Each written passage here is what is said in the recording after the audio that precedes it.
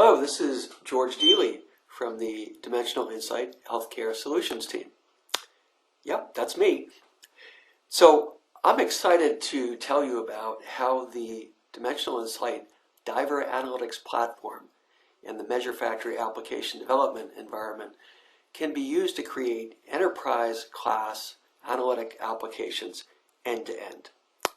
But before jumping into a demonstration, I wanted to take just a few minutes to provide some background and context. Beginning with the primary goal of any enterprise-level analytics system, and that's to align the work that's being done throughout an organization with the goals set by its stakeholders.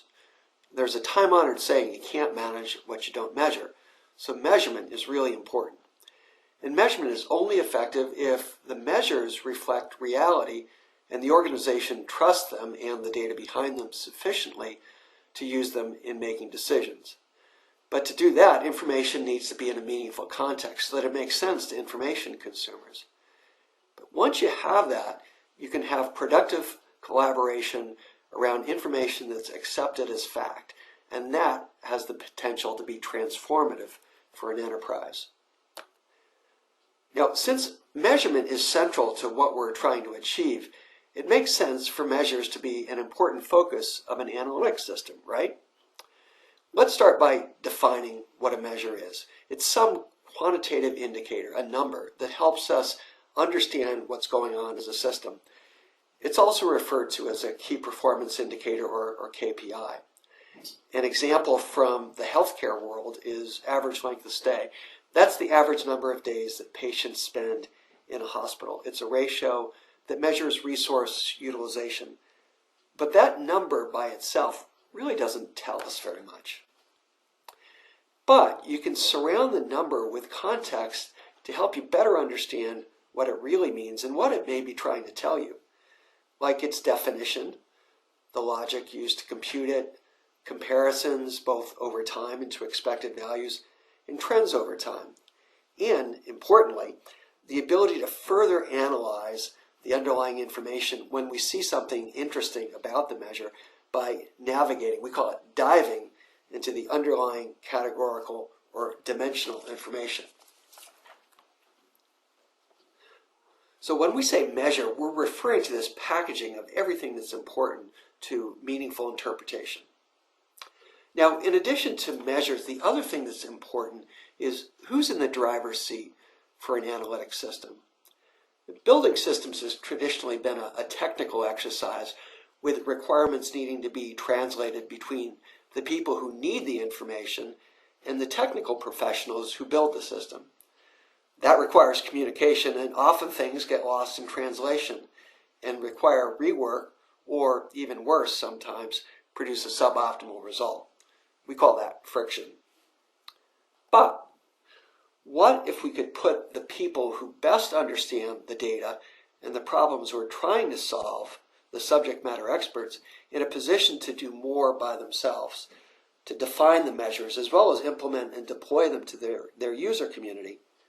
We'd likely get a more productive use of technical resources who will still have plenty to do acquiring and wrangling data, a more optimal use of our subject matter expert resources, and a more engaged information consumer community that collaborates directly with subject matter experts and each other around the data.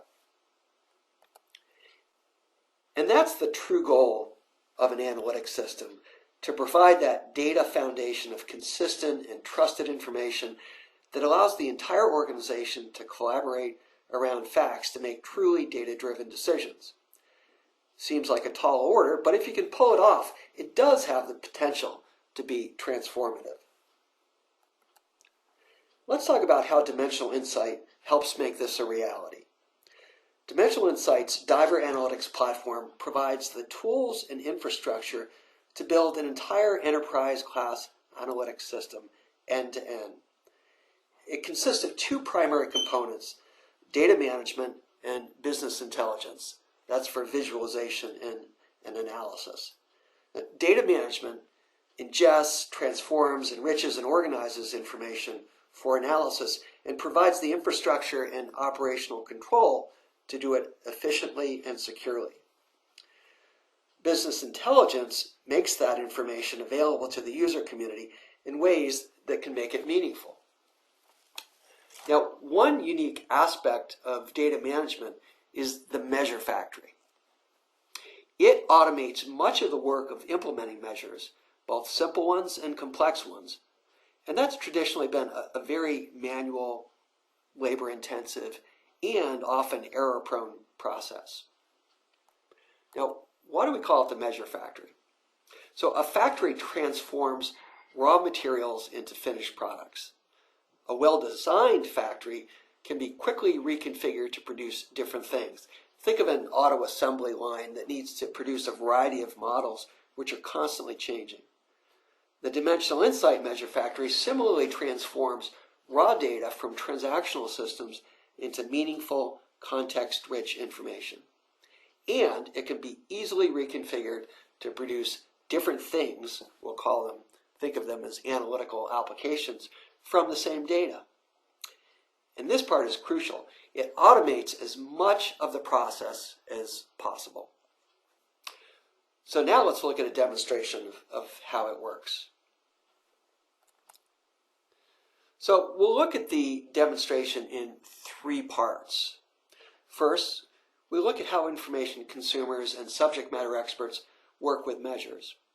Then we'll look at the transformation pipeline that progressively refines data from its original source all the way through the factory and ultimately to users. And finally, we'll put it all together by defining, implementing, and deploying a brand new measure. So let's get started. So in this section, you'll see how creating an analytical application with Measure Factory is measure-centric, how it's designed to be carried out by a subject matter expert, an analyst versus a programmer, and how the development and user presentation views are tightly integrated and consistent. And then how this approach supports a practical approach to self-service and collaboration for the user community. Now, we'll divide the demonstration up into 4 steps. First, we'll define a measure, and then next, once it exists, we'll look at how the measure and the data around it can be analyzed. Then we'll look at how information consumers can access and take advantage of the measures. And then finally, we'll look at how they can use it for collaboration. All right, measures. So first, from the user's perspective, let's take a look at what a user sees. So we're going to begin by looking at a healthcare analytics application developed by Dimensional Insight. And an application revolves around a set of measurements. And this gives you an idea of the measures that the hospital operations application is organized around. And measures can be presented and visualized in a variety of different ways.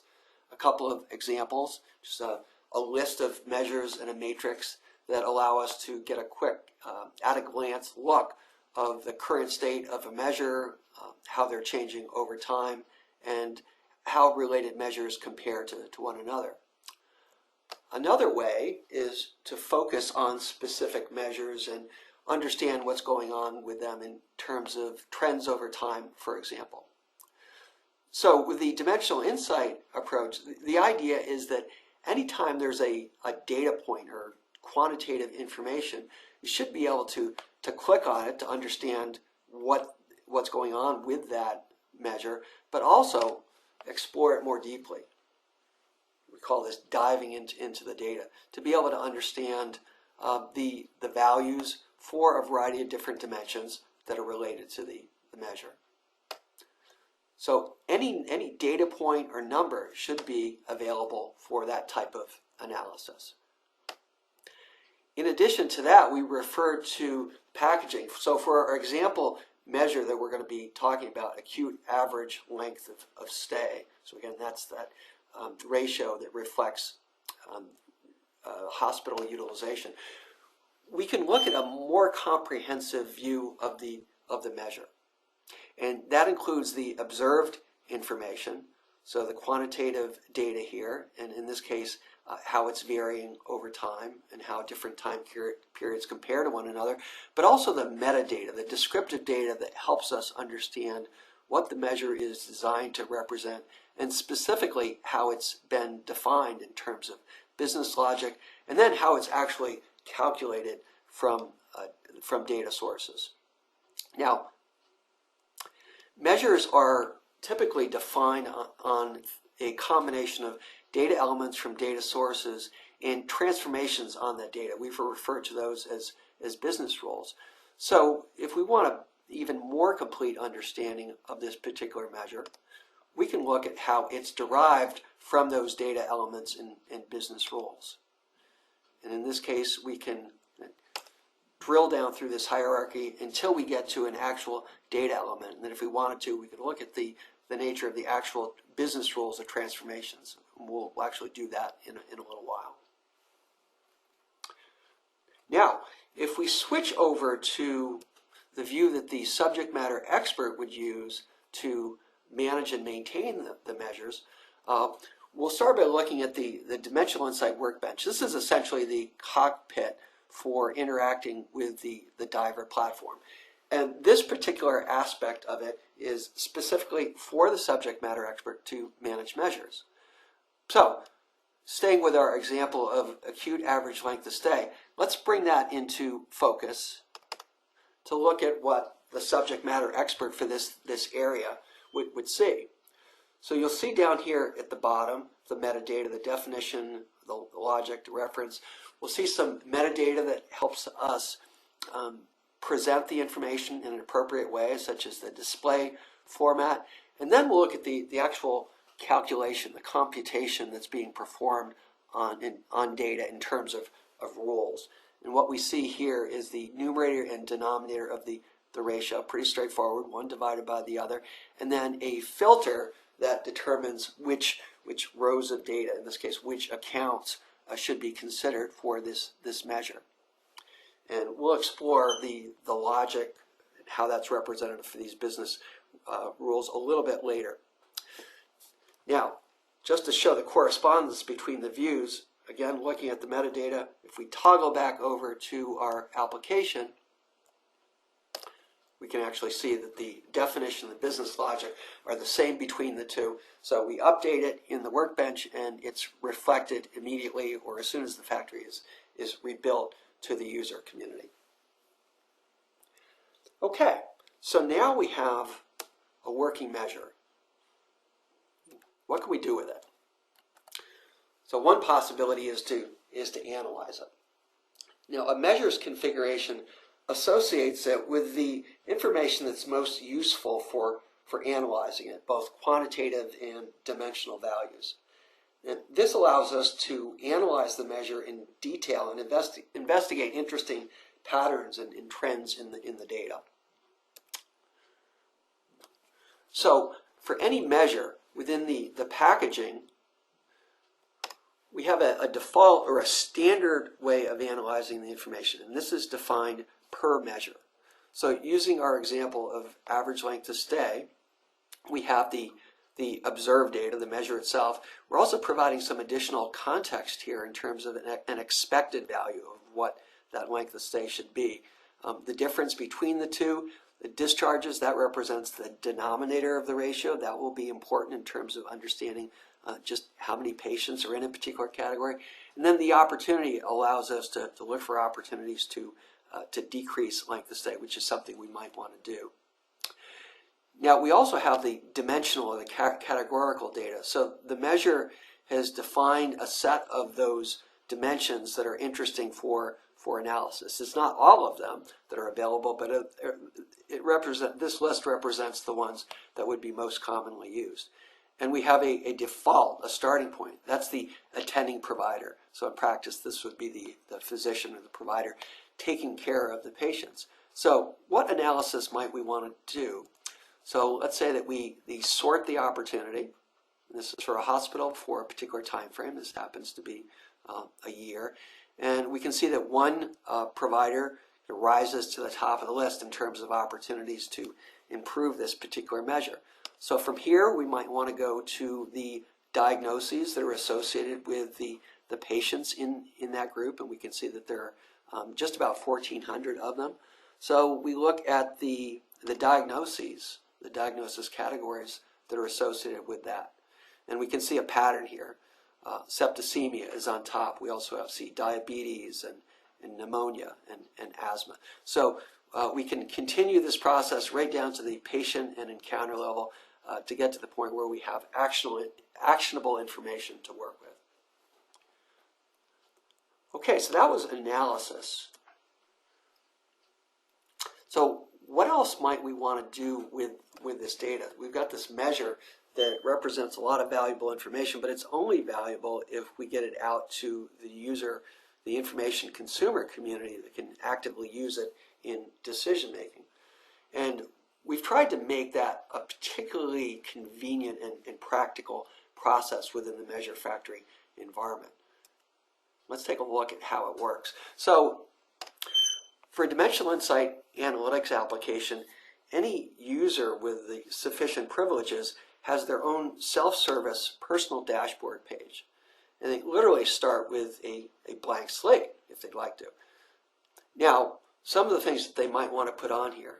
So let's go into development mode. So I'm just a regular user here. I'm not a subject matter expert. I'm just somebody who needs information in what I do day to day. So let's say that I'm interested in that acute average length of stay measure that we've been using as an example.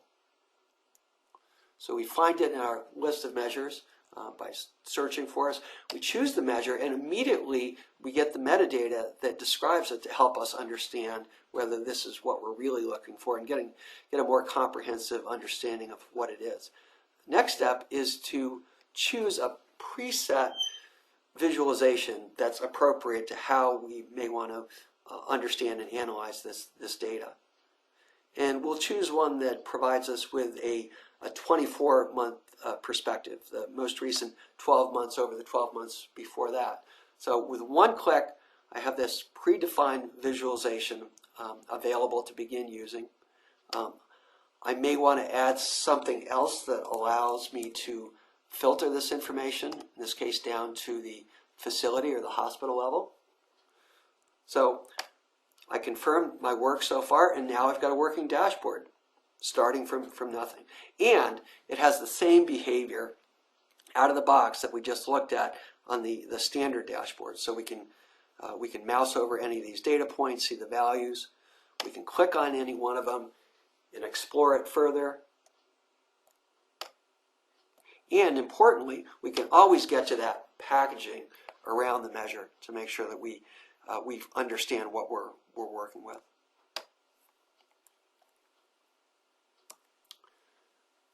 So now our end user community has access to the information. What are some of the additional things we might want to use with it?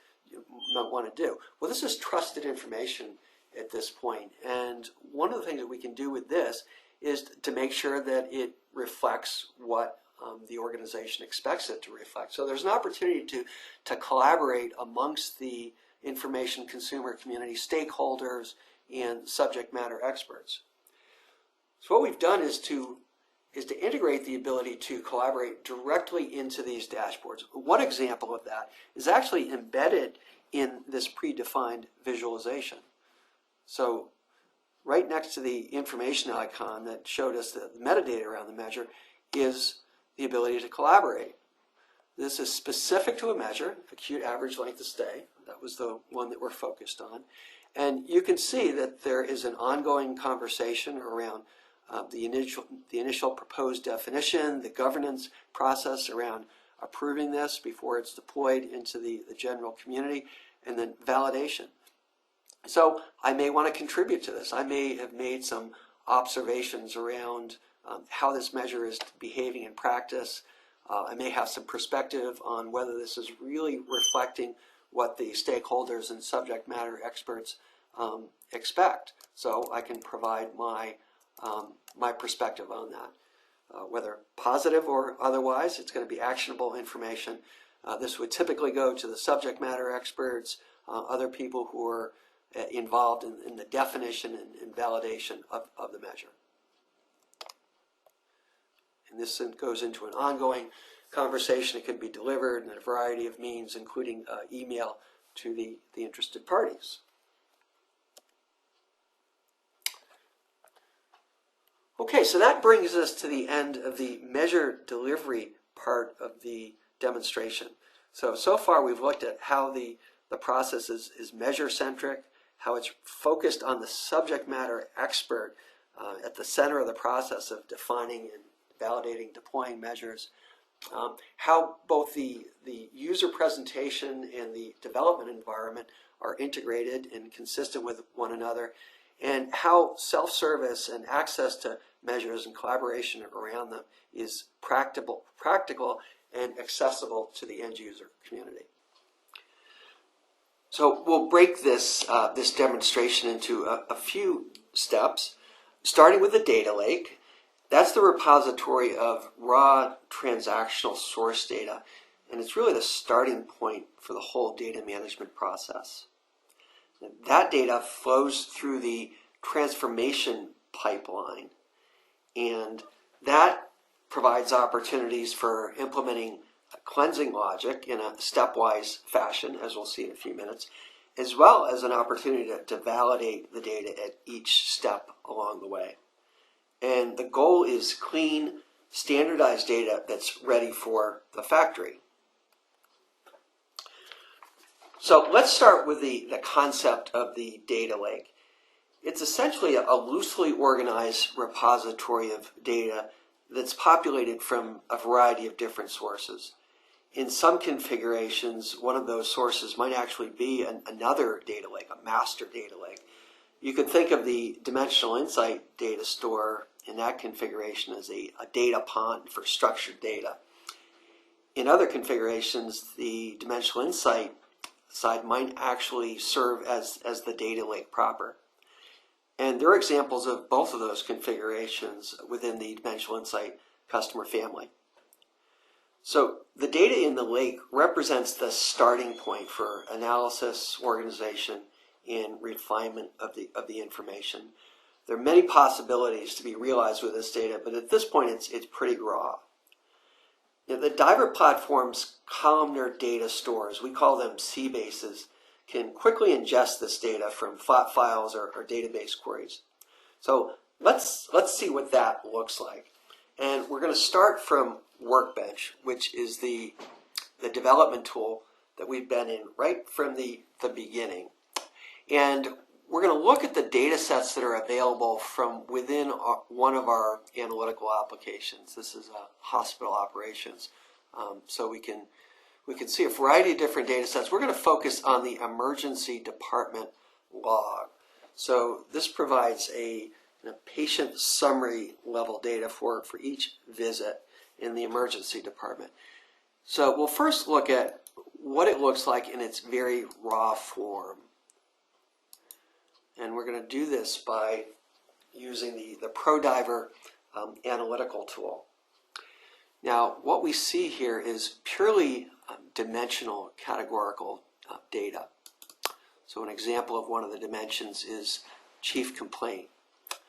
Now, as you can see here, there's actually no quantitative data at all. This information consists exclusively of identifiers such as the account ID and the encounter ID, date and time stamps, and coded values. In the case of chief complaint, it's not coded, but as you'll see, the disposition code is.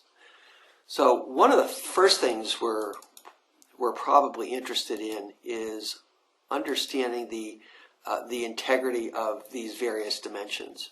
I'm going to create a few columns here that will help us understand that in context. So in the case of chief complaint, we can see that there are some null or blank values. There are, in fact, 28,000. So this data set consists of a million records, a million patient visits. 28,000 of them, or just about 2.7%, are blank. So that's something we'll need to look into going back to the source data. Another issue that was actually flagged during the ingestion process was that there were some suspicious values in one of the entries in the chief complaint dimension, and that was the medication refill. So we can see that there are actually two entries for medication refill. One of them happens to have two spaces between the words, and the ingestion process picked that up as a suspicious value.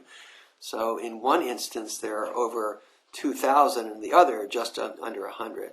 So ultimately we would want to consolidate those into a single value.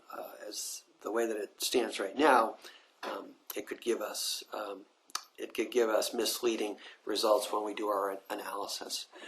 So far we've got two different things to look at. If we switch over to the disposition code, so we're a little familiar with the nature of this data, and we know that the disposition code is supposed to be 2 characters, 0 left padded. And we can see from the 14 different entries, including the null value, that that's anything but the case. So it looks like the numbers got transformed into real numbers with decimal points.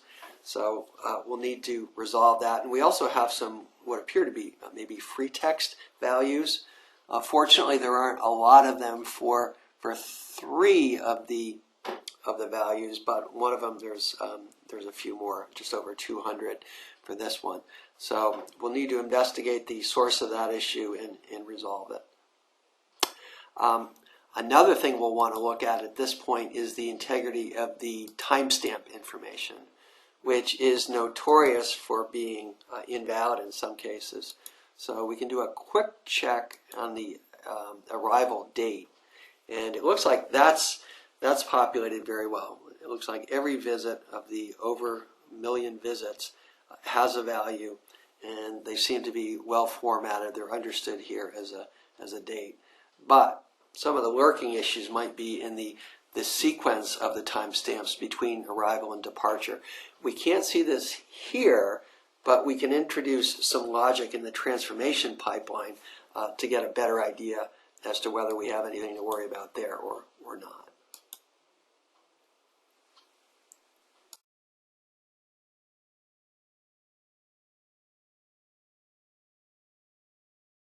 Transformation stage, and see how we can add transformation rules that will help to both clean up the data as well as to identify more issues and validate the results of our transformations. The purpose of the transformation pipeline is to clean up and standardize the input data to create a repository of reliable information that can be used for a variety of applications. The Visual Integrator module of Workbench allows us to define transformations that are applied as the data flows through the pipeline. These are rules that are intended to, again, clean up and standardize the data. We're not applying business logic quite yet. So let's take a look at the Workbench once again. And now we're in the Visual Integrator module, and we want to look at a few examples of transformation rules that we might want to implement as part of this pipeline. So here's our input data. This should look familiar from what we just looked at in terms of the data set coming from our data lake. Then we've got a series of calculations that we perform in the pipeline. And we're going to look at one example of what we've done to the ED disposition code. So as you'll recall, the code was not in the format that we expected, and we had some text-based data. So there are a few things that we need to do. We're going to break this into a 2-stage process. The first step is to get rid of the decimal point and anything after it to get back to a code-based, string-based code.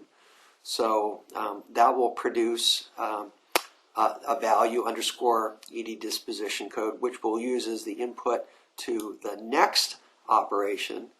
And here we're going to look at the result. And if it's a number between 0 and 99, we're going to keep it, and we're going to left pad it to 2 characters with a 0.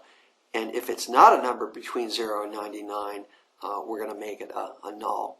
Now, the neat thing about this process is after we've implemented that logic, we can perform a test on that stage of the transformation. And what we can see here is the result of the first stage, which is a single digit in some cases, or otherwise just a null. So the only thing we have here are blanks or numbers. And then the second stage are those numbers padded with a left 0. And again, we can check for the presence of the highest values as well as the lowest values. So we just have 2 digits, 2 characters, 0 padded to the left, or we have nothing at all, which is what we wanted. So another thing that we may want to do is to analyze our time information, because those timestamps, they may have issues with nulls, they may be misaligned in terms of time.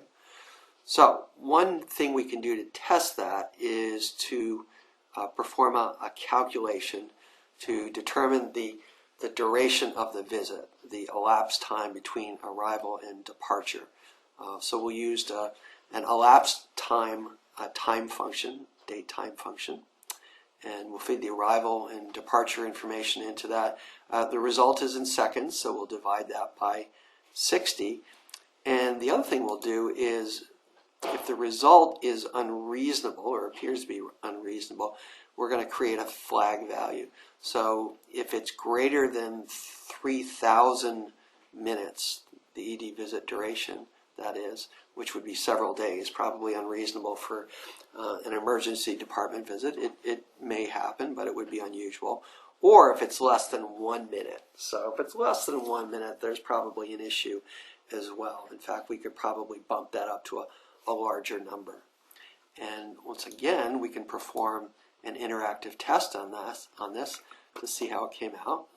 So it looks like our arrival to depart minutes test calculation is reasonable, seems to be in a reasonable range. And where it's not, let's see if that test value is set correctly. So here's an extremely high value, and we've got yeses all the way down to under 3,000, so that looks right. And then on the other side, at least for our test data, it doesn't look like we have anything at 1 minute, but in the full data set we may see this. The tests are based on just a sampling of the data, which we have set to 1,000 rows here. So if we're happy with our transformation logic and our initial testing seems to validate that we've implemented what we expected to validate, then we can go ahead and actually run this. So the process of running it is actually going to produce another columnar data store, and that is going to allow us to do some more analysis. So we've kicked off this process. Again, we're going to be running 1 million rows through the process and then creating a new data store.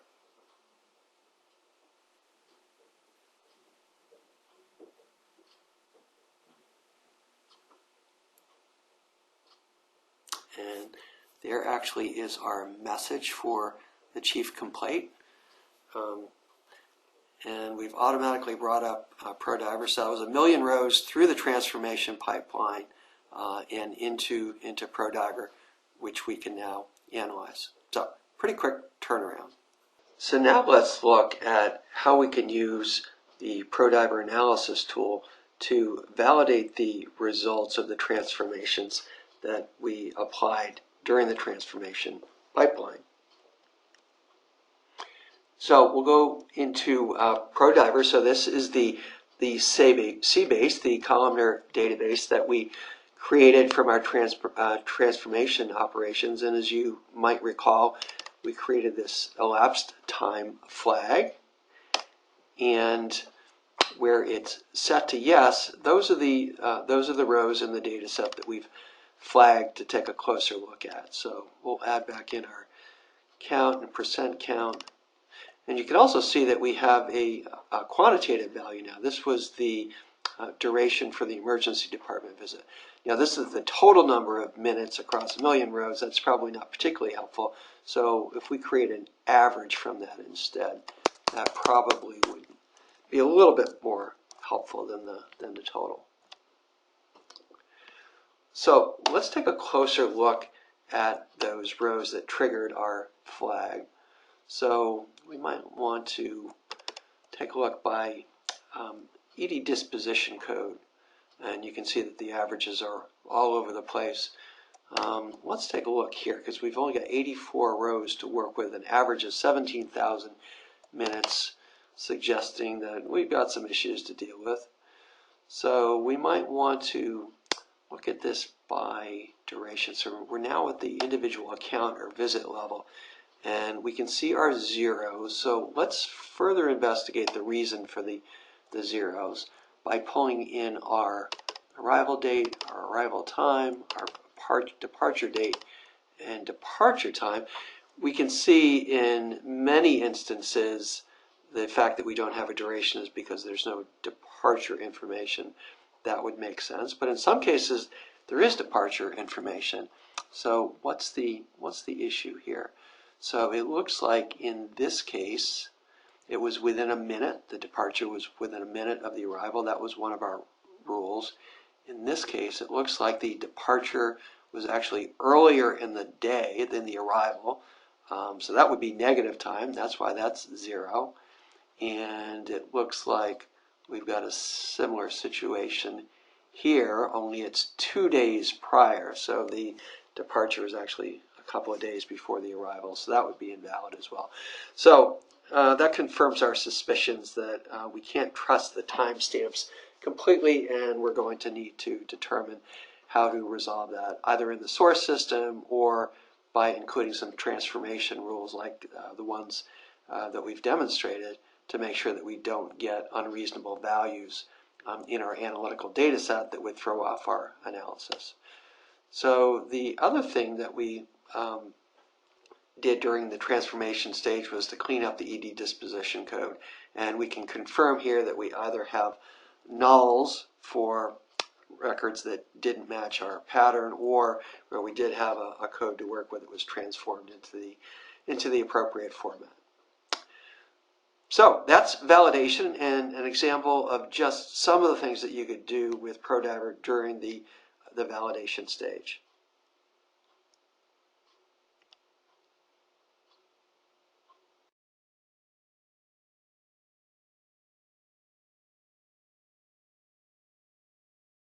Part, the final phase of our demonstration, we're going to bring it all together. So we began by looking at how measures are developed and deployed and presented to the user community. Then we went all the way back to the beginning and looked at the transformation pipeline, beginning with the data lake through the transformation pipeline and preparing information so that it was ready to be consumed by the measure factory. So next, we're going to look at how we take that transformed information, bring it into the factory using automated business rules, and then ultimately how we apply those rules in the form of a measure. And during that process, we're going to rebuild the factory, and while the factory is rebuilding, we'll look at the operational control aspects of the Diver platform, integrated governance, and then when the factory finishes rebuilding, we'll look at how the information, the measures, and the rules that we've implemented are presented to end users and how they can use that for analysis. So before we jump into this, a little bit of context. So our transformation example involved the ED log, but we can't think of that in isolation. That's part of a constellation of data sets that actually comprise one of our healthcare analytical applications, hospital operations, which combines a variety of different data sets from the hospital environment to produce our measures and rules from detailed patient-specific information. So we feed each of those data sets individually through the transformation pipeline and clean them up. and then combine them in a variety of different ways to produce the information that our information consumers are ultimately interested in. Now the challenge is there's a lot of interplay amongst these data sets. They use information that's produced from one another at various points in the transformation process, and trying to implement this manually, even though we have good tools for doing that in the workbench, is very challenging. We've tried it and have concluded that it is both very difficult to implement complex logic and even more difficult to maintain it. That is the strength and the reason that Measure Factory exists. So what we'll demonstrate next is exactly how business rules can both be implemented in the Measure Factory, but also how that process is automated, and then how those rules, that information transformed with business logic, is used in the construction of measures. So just to clarify a little bit, rules are applied to individual rows of data for the most part as they kind of flow through the equivalent of a pipeline, whereas measures use rules information to summarize information across rows, similar to how ProDiver summarizes information in sets. So individual rows for rules and sets of information for measures. So we're back in Workbench, where we've been right along for all of our development activities. And what we're going to do is to apply business logic to a data set, the emergency department log data set that we transformed during the transformation pipeline. So our ultimate goal is to create a new measure that indicates the percentage of emergency department patients that have been admitted to the hospital.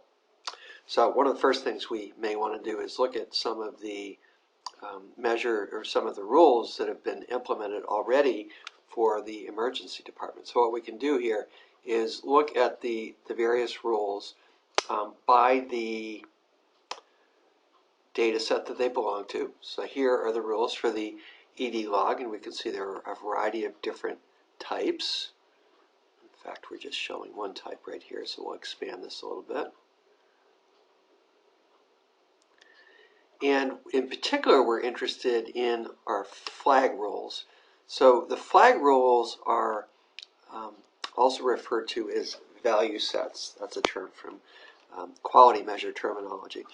And they represent the values within a particular dimension that represent a concept. In our case, we are concerned with the ED disposition codes for admissions to the hospital. So there's a flag rule for that called ED disposition admit key. And we're going to use that in the new rule that we create. So we'll create a new rule, and we are going to call it ED visit admitted new, because it's actually a variation on something that we already have, and it uses information from the ED log, and the only thing we have left to do is to enter the expression. So what we're going to do is look for the value of the ED disposition admit key, and if there's any value at all in there, it's a binary, we're going to count that as a 1, otherwise it'll be a 0. So this rule is going to give us a sum, a value across rows for those rows that meet this criteria. In other words, the patient has been admitted to the emergency department. All right, so that rule exists at this point, and we can use it in a measure. So let's find the measures that are already kind of measuring this concept. ED visits admitted, and here we go. So we're going to cheat a little bit here because I don't want to type in the syntax, but as you can see, It's simply a matter of referring to the rule that we just created, and it's going to be a sum, so there's a 1 for every row, so we'll count all the ones that meet our criteria for the rules that we just defined, and we're going to divide that by a measure that already exists. For ED visits, we'll multiply the numerator by 100 because we want a percentage, and we're done. So we could add various metadata to this in terms of what direction is favorable, the formatting, which should be a percentage, and documentation, as well as pseudocode for the business logic and a reference if there is one. So that's all that's required to add both business logic and a measure. And once we make our changes, the next step is to refresh, rerun the factory, which will apply those rules. So we'll kick that process off.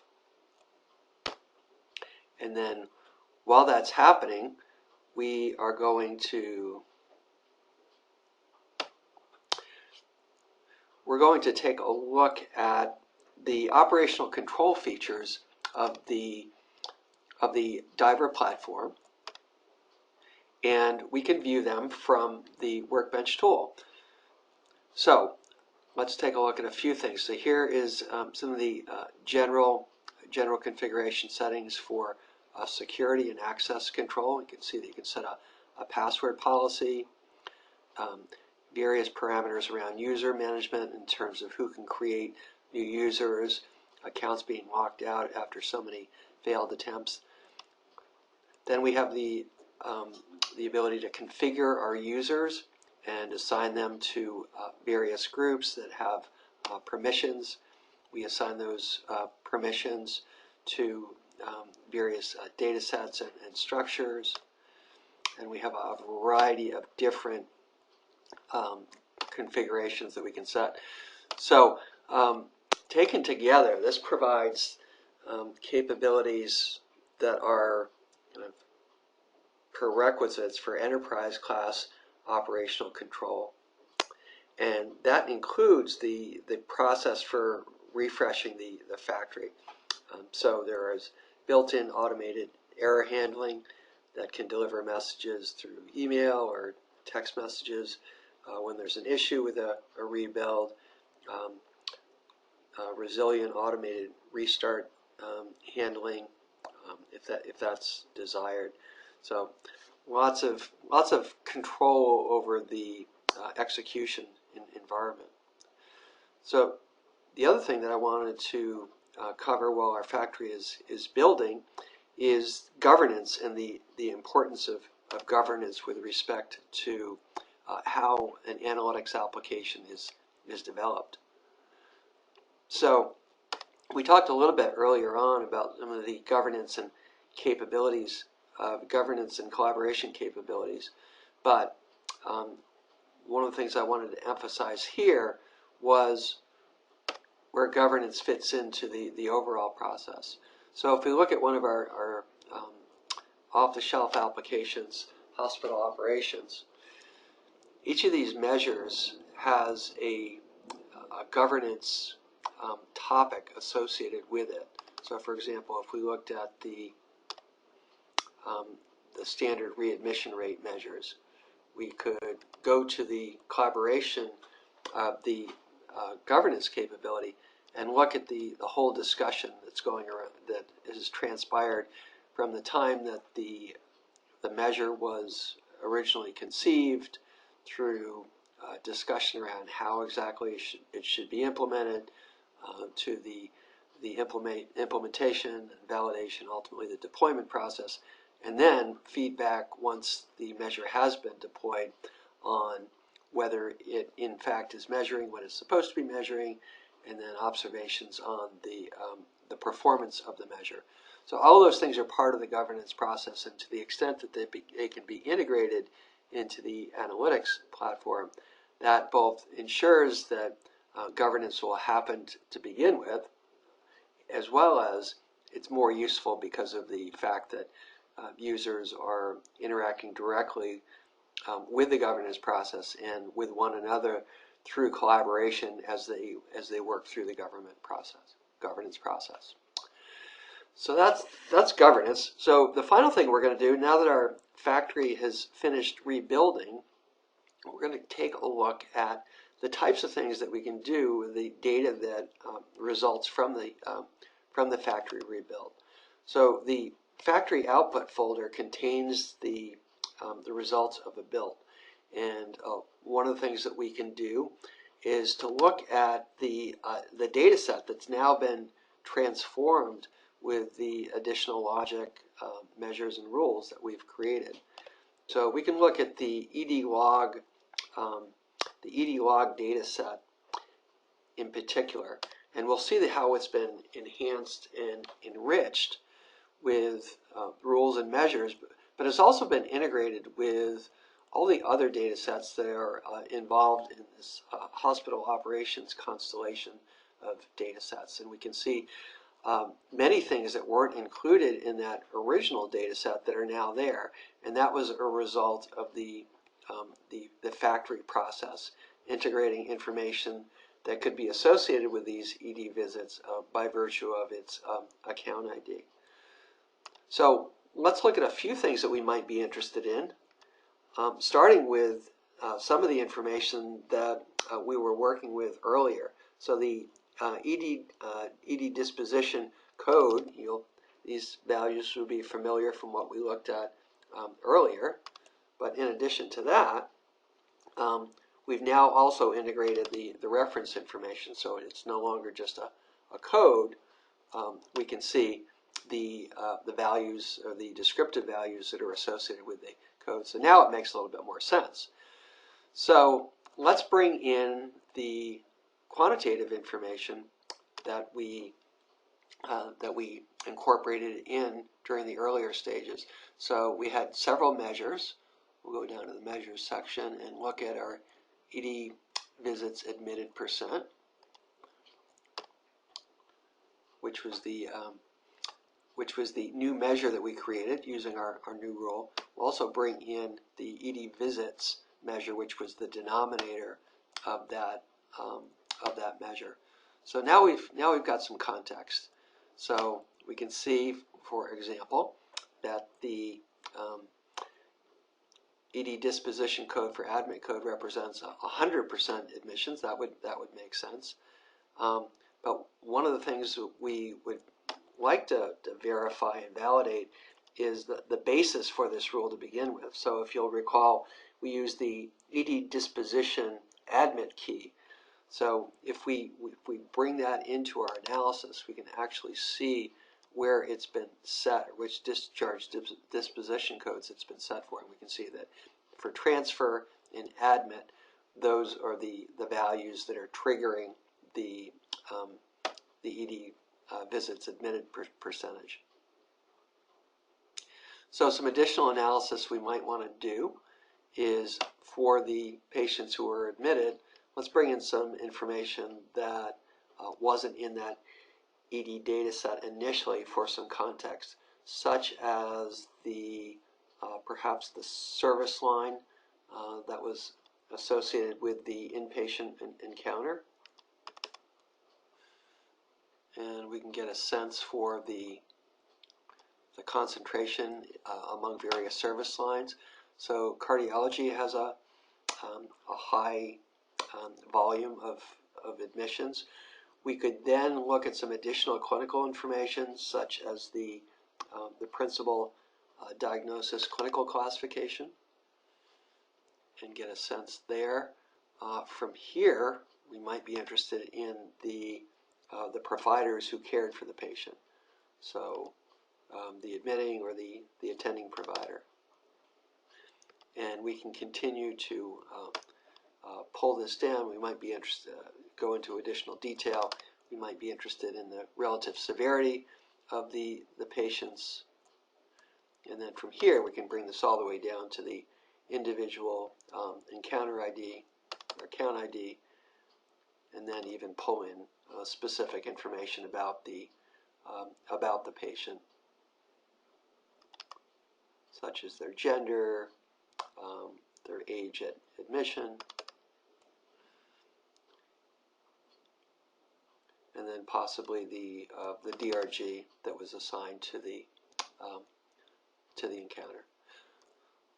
So that's the same information that's available from within the dashboards.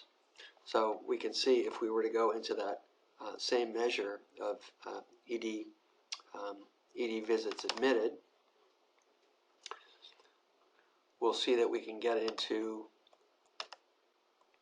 the ability to analyze the information interactively. So this was all defined in the measure factory.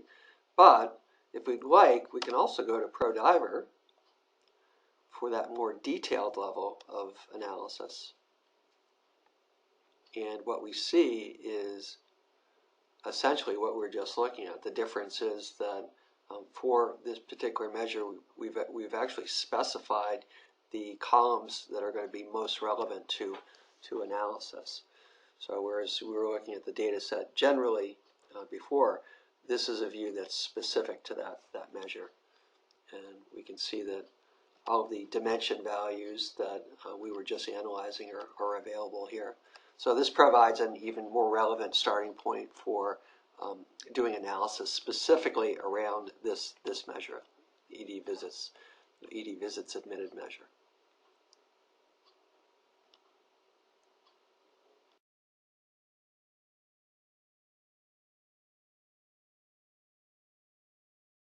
The end of our phase for putting it all together.